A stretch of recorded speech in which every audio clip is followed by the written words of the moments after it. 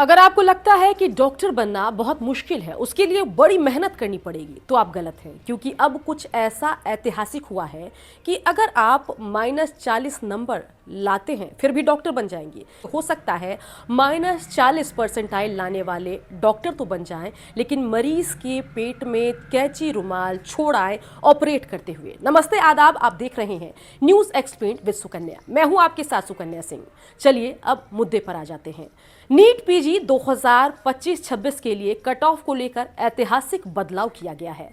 National board of examination यानी NBEMS ने खाली सीटों को भरने के लिए क्वालिफाइंग परसेंटाइल में ऐतिहासिक कटौती की है। इस नए बदलाव के बाद SC ST OBC के उन छात्रों को भी MD MS और DNB में एडमिशन मिल जाएगा जिनका परसेंटाइल 0 है या माइनस अंक में है। इस बदलाव के बाद जहां एक वर्ग की बाछें खिल गई है, वहीं दूसरे वर्ग ने तो काफी पहले से सरकारी नौकरी के बारे में सोचना बंद कर दिया है। चलिए अब थोड़ा सीरियस हो जाते हैं। इस नए बदलाव ने चिकित्सा जगत में एक नई बहस छेड़ दी है और इसका काफी विरोध भी हो रहा है।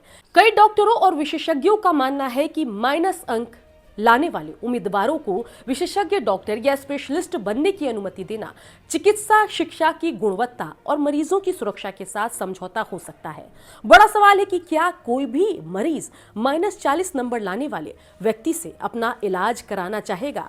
बड़ा सवाल है कि क्या आप -40 परसेंटाइल वाले डॉक्टर से अपना इलाज कराएंगे। कमेंट करके अपनी राय जरूर दें, क्योंकि चुप रहे तो बची खुची प्राइवेट नौकरी में भी आरक्षण आ जाएगा।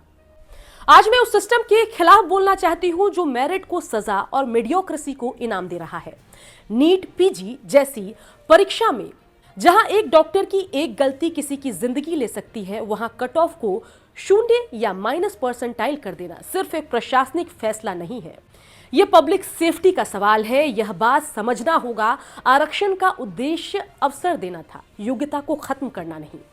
जब कोई छात्र 12-14 घंटे पढ़कर मेरिट लिस्ट में जगह बनाता है और उससे कहा जाता है आप ज्यादा योग्य हैं, इसलिए आपको इंतजार करना होगा, सोच कर देखिए क्या ये सामाजिक न्याय है या सिस्टमैटिक अन्याय है।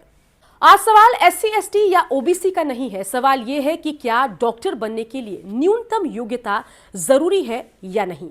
क्या गरीब मरीज को भी उतना ही सुरक्षित इलाज चाहिए जितना अमीर को। क्या हम डिग्री बांट रहे हैं या काबिल डॉक्टर तैयार कर रहे हैं। अगर समस्या सीटें खाली रहने की है तो समाधान क्वालिटी गिराना नहीं हो सकता।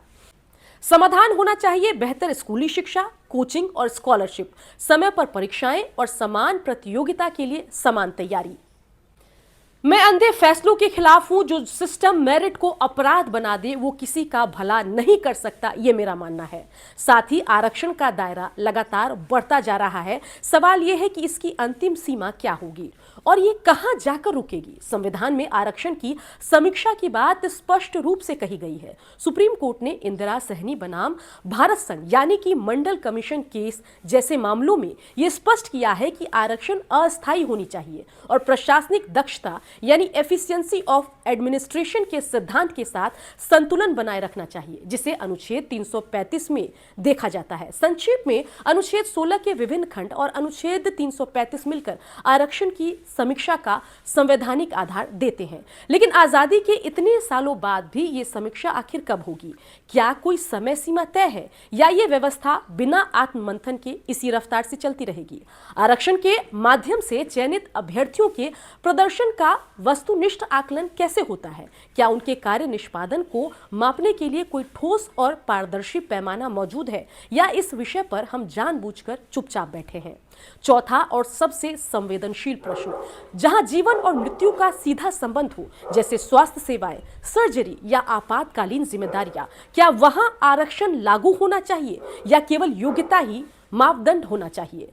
पांचवा और सबसे अंतिम सवाल मेरा उन पिछड़े समाज से आने वाले IAS संतोष वर्मा जैसे बड़े अधिकारी से है, जो आरक्षण वाले सिस्टम से बड़ा बनकर आते हैं तो माइक और मंच मिलने पर अपने समाज के गरीब लोगों से बेटी रोटी का रिश्ता जोड़ने की बजाय सवर्ण या ब्राह्मण परिवार से बेटी रोटी का संबंध जोड़ने की निर्लज बात करते हैं।